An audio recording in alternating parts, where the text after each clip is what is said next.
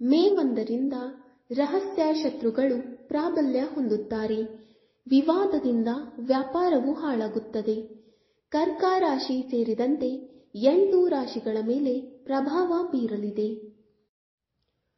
ಮೇ ತಿಂಗಳು ಕೆಲವು ರಾಶಿ ಚಕ್ರದ ಚಿಹ್ನೆಗಳ ಜೀವನದ ಮೇಲೆ ನಕಾರಾತ್ಮಕ ಪರಿಣಾಮ ಬೀರಬಹುದು. ಕೆಲವು ರಾಶಿ ಚಕ್ರ ಚಿಹ್ನೆಗಳ ಜನರ ವ್ಯವಹಾರದ ಮೇಲೆ ನಕಾರಾತ್ಮಕ ಪರಿಣಾಮ ಬೀರಬಹುದು. ಆದರೆ ಕೆಲವು ಜನರ ಪ್ರೇಮ ಜೀವನದಲ್ಲಿ ಉದ್ವಿಗ್ನತೆ ಇರಬಹುದು. ಕರ್ಕಾಟಕ, ಸಿಂಹ, ಕನ್ಯಾ ಸೇರಿದಂತೆ 8 ರಾಶಿಯವರಿಗೆ ಮೇ ತಿಂಗಳು ಹೇಗಿರುತ್ತದೆ ಎಂಬುದನ್ನು ಈ ವಿಡಿಯೋದಲ್ಲಿ ತಿಳಿಯೋಣ.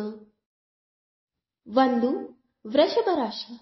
ಈ ತಿಂಗಳು ನೀವು ನಿಮ್ಮ ವೃತ್ತಿ ಜೀವನದ ಮೇಲೆ ತುಂಬಾ ಗಂಭೀರವಾಗಿರುತ್ತೀರಿ ಮತ್ತು ನಿಮ್ಮ ಗುರಿಗಳನ್ನು ಸಾಧಿಸಲು ನಿಮ್ಮ ಕೈಲಾದಷ್ಟು ಪ್ರಯತ್ನಿಸುತ್ತೀರಿ ಎಂದು ಗಣೇಶ ಹೇಳುತ್ತಾರೆ.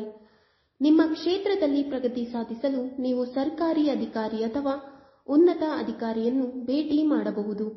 ನಿಮ್ಮ ಹಿರಿಯರು ಮತ್ತು ಸಹೋದ್ಯೋಗಿಗಳಿಂದ ಕಲಿಯಲು ಸಹ ನೀವು ಸಿದ್ಧರಾಗಿರುತ್ತೀರಿ. ಇದರೊಂದಿಗೆ ನಿಮ್ಮ ಶತ್ರುಗಳು ನಿಮ್ಮ ಕೆಲಸಕ್ಕೆ ಹಾನಿ ಮಾಡಲು ಸಾಧ್ಯವಾಗುವುದಿಲ್ಲ. ನಿಮ್ಮ ಅದೃಷ್ಟದ ಸಂಪೂರ್ಣ ಬೆಂಬಲವನ್ನು ನೀವು ಪಡೆಯುತ್ತೀರಿ. ಎಲ್ಲ ಅಡೆತಡೆಗಳು ಮತ್ತು ತೊಂದರೆಗಳನ್ನು ನಿವಾರಿಸಿ ನಿಮ್ಮ ಯೋಜನೆಯನ್ನು ಪೂರ್ಣಗೊಳಿಸುವಲ್ಲಿ ನೀವು ಯಶಸ್ವಿಯಾಗುತ್ತೀರಿ.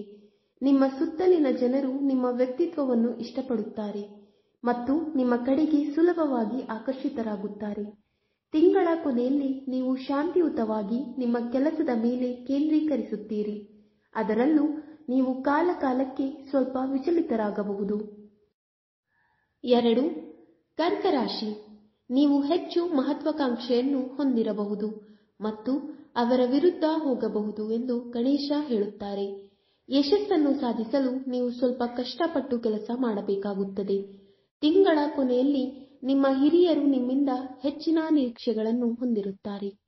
ವ್ಯಾಪಾರದ ವೇಗವು ವ್ಯವಹಾರದಲ್ಲಿ ಉತ್ತಮವಾಗಿರುತ್ತದೆ ಮತ್ತು ಗ್ರಾಹಕರು ಸಹ ತೃಪ್ತರಾಗುತ್ತಾರೆ. ವಿವಾಹಿತರ ಸಂಬಂಧಗಳು ಅವರ ಅತ್ತೆಯೊಂದಿಗೆ ಸ್ವಲ್ಪ ಹುಳಿಯಾಗಬಹುದು. 3ನೇ ವಾರದಲ್ಲಿ ನಿಮ್ಮ ಪ್ರೀತಿಯ ಜೀವನ ಸುಧಾರಿಸುತ್ತದೆ. ತಿಂಗಳ ಕೊನೆಯಲ್ಲಿ ನಿಮ್ಮ ಸಹೋದ್ಯೋಗಿಯ ಕಡೆಗೆ ನೀವು ಆಕರ್ಷಿತರಾಗಬಹುದು. ಅದು ನಂತರ ಗಂಭೀರ ಸಂಬಂಧವಾಗಿ ಬದಲಾಗಬಹುದು. ದಂಪತಿಗಳ ನಡುವೆ ಅನ್ಯೋನ್ಯತೆ ಕಡಿಮೆಯಾಗಲಿದೆ. ಮಾನಸಿಕ ಮತ್ತು ದೈಹಿಕ ಆರೋಗ್ಯ ಕೂಡ ವಿಶೇಷವಾದುದೇನೂ ಆಗಿರುವುದಿಲ್ಲ. ಈ ಅವಧಿಯಲ್ಲಿ ನೀವು ತಲೆನೋವಿನಿಂದ ಬಳಲಬಹುದು. ಶಕ್ತಿಯ ಮಟ್ಟವೂ ಸಹ ಸಾಮಾನ್ಯವಾಗಿರುತ್ತದೆ. 3. ಸಿಂಹರಾಶಿ. ಪಾಲುದಾರರು ಪರಸ್ಪರ ಪ್ರಾಬಲ್ಯ ಸಾಧಿಸಲು ಮತ್ತು ನಾಯಕತ್ವವನ್ನು ತೋರಿಸಲು ಪ್ರಯತ್ನಿಸುತ್ತಾರೆ ಎಂದು ಗಣೇಶ ಹೇಳುತ್ತಾರೆ. ಪಾಲುದಾರರ ನಡುವಿನ ವಾದಗಳು ಮತ್ತು ನಕಾರಾತ್ಮಕತೆಯು ವ್ಯವಹಾರದ ಮೇಲೆ ಪರಿಣಾಮ ಬೀರುತ್ತದೆ. ಇದು ವ್ಯವಹಾರದ ವೇಗವನ್ನು ನಿಧಾನಗೊಳಿಸಬಹುದು. ವೈಯಕ್ತಿಕ ಜೀವನದ ಬಗ್ಗೆ ಮಾತನಾಡುತ್ತಾ ನಿಮ್ಮ ಸಂಗಾತಿಯೊಂದಿಗೆ ನೀವು ಜಗಳವಾಡಬಹುದು. ಈ ಸಮಯದಲ್ಲಿ ಒಂದು ಸಣ್ಣ ವಿಷಯವು ದೊಡ್ಡ ಜಗಳಕ್ಕೆ ಕಾರಣವಾಗಬಹುದು. ಪರಿಸ್ಥಿತಿ ಸ್ವಲ್ಪ ಉದ್ವಿಗ್ನವಾಗಿರುತ್ತದೆ. ತಿಂಗಳ ಕೊನೆಯಲ್ಲಿ ವಾರಾಂತ್ಯದಲ್ಲಿ ನೀವು ಕೆಲವು ಧಾರ್ಮಿಕ ಅಥವಾ ಇತರ ಸ್ಥಳಕ್ಕೆ ಸಣ್ಣ ಪ್ರವಾಸಕ್ಕೆ ಹೋಗಬಹುದು. ದಂಪತಿಗಳ ನಡುವೆ ಅನ್ಯೋನ್ಯತೆ ಸಾಮಾನ್ಯಕ್ಕಿಂತ ಹೆಚ್ಚಾಗಿರುತ್ತದೆ. ನೀವು ಉತ್ತಮ ಮಾನಸಿಕ ಮತ್ತು ದೈಹಿಕ ಆರೋಗ್ಯವನ್ನು ಆನಂದಿಸುವಿರಿ. ನಿಮ್ಮ ಶಕ್ತಿಯ ಮಟ್ಟವು ಅಧಿಕವಾಗಿರುತ್ತದೆ. 4. ಕನ್ಯಾ ರಾಶಿ. ನಿಮ್ಮ ವ್ಯಾಪಾರವು ಸುಧಾರಿಸುತ್ತದೆ ಮತ್ತು ಹಣಕಾಸಿನ ಲಾಭವನ್ನು ಪಡೆಯುವ ಅವಕಾಶಗಳನ್ನು ಸಹ ನೀವು ಪಡೆಯುತ್ತೀರಿ ಎಂದು ಗಣೇಶ ಹೇಳುತ್ತಾರೆ. ತಿಂಗಳ ಕೊನೆಯಲ್ಲಿ ನಿಮ್ಮ ಶತ್ರುಗಳು ಅಥವಾ ಸ್ಪರ್ಧಿಗಳು ನಿಮ್ಮ ಪ್ರಯತ್ನಗಳಿಗೆ ಅಡ್ಡಿಯಾಗಬಹುದು ಎಂದು ನಿಮ್ಮ ಪ್ರಮುಖ ಆಲೋಚನೆಗಳು ಮತ್ತು ಕಾರ್ಯತಂತ್ರಗಳನ್ನು ನಿಮ್ಮಲ್ಲಿಯೇ ಇರಿಸಿಕೊಳ್ಳಲು ನೀವು ಬಯಸುತ್ತೀರಿ. ನಿಮ್ಮ ವೈಯಕ್ತಿಕ ಜೀವನದಲ್ಲಿ ನಿಮ್ಮ ಸಂಗಾತಿ ಮತ್ತು ಮಕ್ಕಳೊಂದಿಗೆ ನೀವು ಕೆಲವು ಉತ್ತಮ ಕ್ಷಣಗಳನ್ನು ಕಳೆಯುತ್ತೀರಿ. ತಿಂಗಳ ಮಧ್ಯದಲ್ಲಿ ಎಲ್ಲವೂ ಸಾಮಾನ್ಯವಾಗಿರುತ್ತದೆ. ನಿಮ್ಮ ಸಂಗಾತಿಯೊಂದಿಗೆ ನೀವು ಮುಕ್ತ ಮತ್ತು ಪ್ರಾಮಾಣಿಕ ಸಂಭಾಷಣೆಗಳನ್ನು ಹೊಂದಲು ಬಯಸಬಹುದು. ತಿಂಗಳ ಕೊನೆಯಲ್ಲಿ ನೀವು ಸಣ್ಣ ವಾರಾಂತ್ಯದ ಪ್ರವಾಸಕ್ಕೆ ಹೋಗಬಹುದು ಅಥವಾ ನಿಮ್ಮ ಅತ್ತೆಯೊಂದಿಗೆ ಸ್ವಲ್ಪ ಗುಣಮಟ್ಟದ ಸಮಯವನ್ನು ಕಳೆಯಬಹುದು. 5. ತುಲಾ ರಾಶಿ. ತಿಂಗಳ ಪೂರ್ತಿ ನಿಮ್ಮ ಗುರಿಗಳನ್ನು ಮನಸ್ಸಿನಲ್ಲಿಟ್ಟುಕೊಳ್ಳಿ ಮತ್ತು ನಿರಂತರವಾಗಿ ಅವುಗಳ ಕಡೆಗೆ ಕೆಲಸ ಮಾಡುತ್ತೀರಿ ಎಂದು ಗಣೇಶ ಹೇಳುತ್ತಾರೆ. ನಿಮ್ಮ ವೈಯಕ್ತಿಕ ಜೀವನದಲ್ಲಿ ನೀವು ಹೊಸ ವ್ಯಕ್ತಿಯನ್ನು ಭೇಟಿಯಾಗಬಹುದು ಅಥವಾ ನಿಮ್ಮ ನೆರೆಹೊರೆಯವರ ಕಡೆಗೆ ನೀವು ಆಕರ್ಷಿತರಾಗಬಹುದು. ಪೋಷಕರು ತಮ್ಮ ಮಕ್ಕಳೊಂದಿಗೆ ವಿನೋದ ಮತ್ತು ಸಂತೋಷದ ಸಮಯವನ್ನು ಕಳೆಯುತ್ತಾರೆ. ತಿಂಗಳ ಕೊನೆಯಲ್ಲಿ ಪರಿಹರಿಸಲಾಗದ ಪ್ರತಿಯೊಂದು ಸಮಸ್ಯೆಯ ಬಗ್ಗೆ ನಿಮ್ಮ ಸಂಗಾತಿ ಅಥವಾ ಪ್ರೀತಿ ಪಾತ್ರರ ಜೊತೆ ಮಾತನಾಡುತ್ತೀರಿ. ಸ್ವಲ್ಪ ತಾಳ್ಮೆಯಿಂದ ಮಾತನಾಡಿ, ಇಲ್ಲದಿದ್ದರೆ ವಾಗ್ವಾದವು ಸಂಭವಿಸಬಹುದು. ದಂಪತಿಗಳ ನಡುವೆ ಸಾಮಾನ್ಯಕ್ಕಿಂತ ಹೆಚ್ಚು ಅನ್ಯೋನ್ಯತೆ ಇರುತ್ತದೆ. ದೈಹಿಕ ಮತ್ತು ಮಾನಸಿಕ ಆರೋಗ್ಯ ಉತ್ತಮವಾಗಿರುತ್ತದೆ. ಶಕ್ತಿಯ ಮಟ್ಟವು ಹೆಚ್ಚಾಗಿರುತ್ತದೆ. 6. ಮಕರ ರಾಶಿ.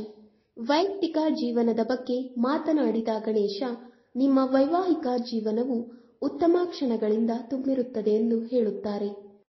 ಈ ಸಂತಸ ನಿಮ್ಮ ಮುಖದಲ್ಲೂ ಕಾಣಿಸುತ್ತದೆ. ನಿಮ್ಮ ಸಂಬಂಧಿಕರೊಂದಿಗಿನ ನಿಮ್ಮ ಸಂಬಂಧವು ಸುಧಾರಿಸುತ್ತದೆ. ಇದರಿಂದ ನಿಮ್ಮಿಬ್ಬರಿಗೂ ಸಂತೋಷವಾಗಬಹುದು. ಒಂಟಿ ಜನರು ತಮ್ಮ ಭಾವನೆಗಳನ್ನು ತಿಂಗಳ ಮಧ್ಯದಲ್ಲಿ ವಿಶೇಷ ವ್ಯಕ್ತಿಗೆ ವ್ಯಕ್ತಪಡಿಸಬಹುದು. ಇದಲ್ಲದೆ ದಂಪತಿಗಳ ನಡುವೆ ಕೆಲವು ರೀತಿಯ ತಪ್ಪು ತಿಳುವಳಿಕೆ ಇರಬಹುದು. ತಿಂಗಳ ಕೊನೆಯ ದಿನದಂದು ನೀವು ಪ್ರತಿ ಸಮಸ್ಯೆಯನ್ನು ಶಾಂತಿಯುತವಾಗಿ ಚರ್ಚಿಸುತ್ತೀರಿ ಮತ್ತು ಅವುಗಳಿಗೆ ಬುದ್ಧಿವಂತಿಕೆಯಿಂದ ಪರಿಹಾರಗಳನ್ನು ಕಂಡುಕೊಳ್ಳುತ್ತೀರಿ. 7. ಕುಂಭರಾಶಿ. ತಿಂಗಳ ಪೂರ್ತಿ ವ್ಯಾಪಾರ ಚೆನ್ನಾಗಿ ನಡೆಯುತ್ತದೆ ಎನ್ನುತ್ತಾರೆ ಗಣೇಶ. ಸಣ್ಣ ಪುಟ್ಟ ಸಮಸ್ಯೆಗಳು ಉಂಟಾಗುತ್ತವೆ, ಆದರೆ ಒಟ್ಟಾರೆ ಲಾಭಗಳು ಉತ್ತಮವಾಗಿರುತ್ತವೆ. ವೈಯಕ್ತಿಕ ಜೀವನದ ಬಗ್ಗೆ ಮಾತನಾಡುತ್ತಾ ತಿಂಗಳ ಆರಂಭದಲ್ಲಿ ನೀವು ವಿರುದ್ಧ ಲಿಂಗದ ವ್ಯಕ್ತಿಯ ಹತ್ತಿರ ಬರಬಹುದು. ನಿಮ್ಮ ಕೆಲಸದ ಸ್ಥಳದಲ್ಲಿ ನೀವು ಯಾರೊಂದಿಗಾದರೂ ಸಂಬಂಧವನ್ನು ಬೆಳೆಸಿಕೊಳ್ಳುವ ಸಾಧ್ಯತೆಯೂ ಇದೆ. ವಿವಾಹಿತರು ತಮ್ಮ ಸಂಗಾತಿಯೊಂದಿಗೆ ಕೆಲವು ವಿವಾದಗಳನ್ನು ಹೊಂದಿರಬಹುದು. ನಿಮ್ಮ ಅಳಿಯಂದಿರು ನಿಮ್ಮ ವೈವಾಹಿಕ ಜೀವನದ ಮೇಲೆ ಸಕಾರಾತ್ಮಕ ಪರಿಣಾಮ ಬೀರಬಹುದು. ದಂಪತಿಗಳು ಪರಸ್ಪರ ಕಡಿಮೆ ಅನ್ಯೋನ್ಯತೆಯನ್ನು ಹೊಂದಿರುತ್ತಾರೆ.